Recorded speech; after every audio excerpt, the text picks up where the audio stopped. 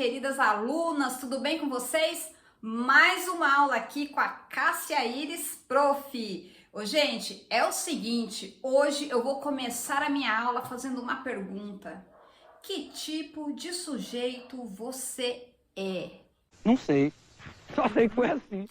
Gente, assista esse vídeo aqui até o final, porque lá no final eu vou falar pra vocês que tipo de sujeito eu sou. Porque eu já sei o tipo de sujeito que eu sou. Você sabe qual tipo de sujeito aqui você se identificaria? Então, vamos começar essa aula? Vamos lá? Vamos conhecer então os tipos de sujeito. Começando aqui com o sujeito simples.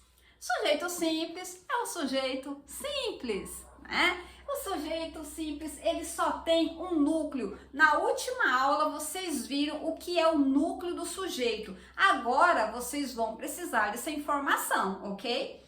Então, aqui nós temos a bicicleta é nova. Verbo é. Quem é nova? A bicicleta. Então, eu tenho aqui este sujeito que é composto por apenas um núcleo, bicicleta. Então, se eu tenho apenas um núcleo aqui, o meu sujeito é um sujeito simples, ok?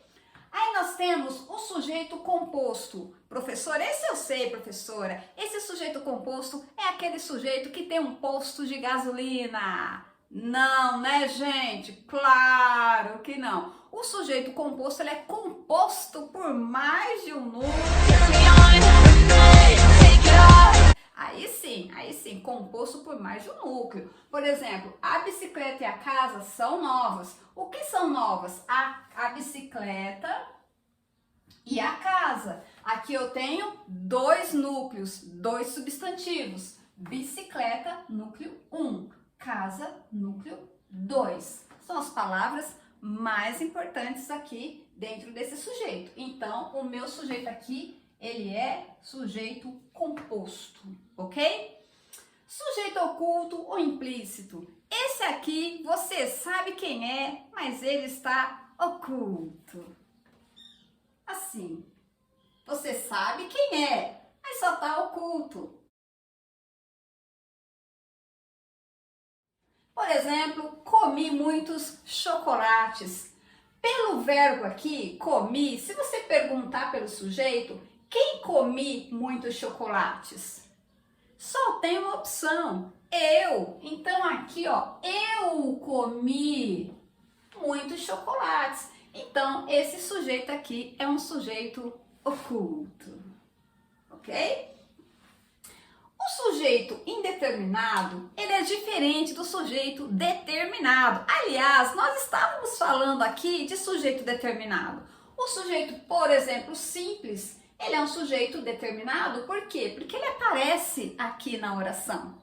Então, quando o sujeito aparece na oração, nós chamamos ele de determinado. Agora, nós vamos lidar com o sujeito que é indeterminado. Não tem como saber quem é. Por exemplo, quebraram a janela.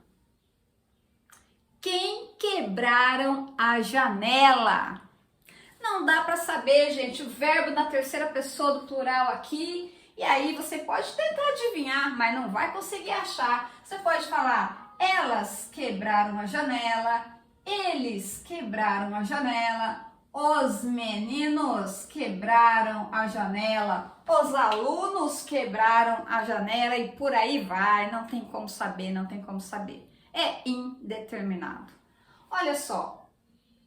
Este outro caso aqui é um caso um pouquinho mais complicado. Ele precisa de uma atenção especial e talvez um outro vídeo só para ele. É o caso do índice de indeterminação do sujeito aqui, se, tá? Aqui eu tenho um verbo na terceira pessoa, um se e um termo com uma preposição, tá?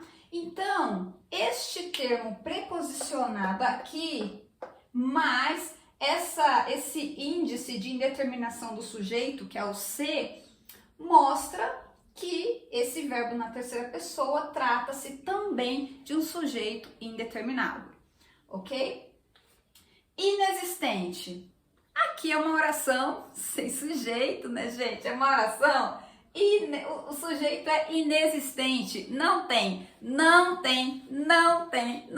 sujeito. Olha só.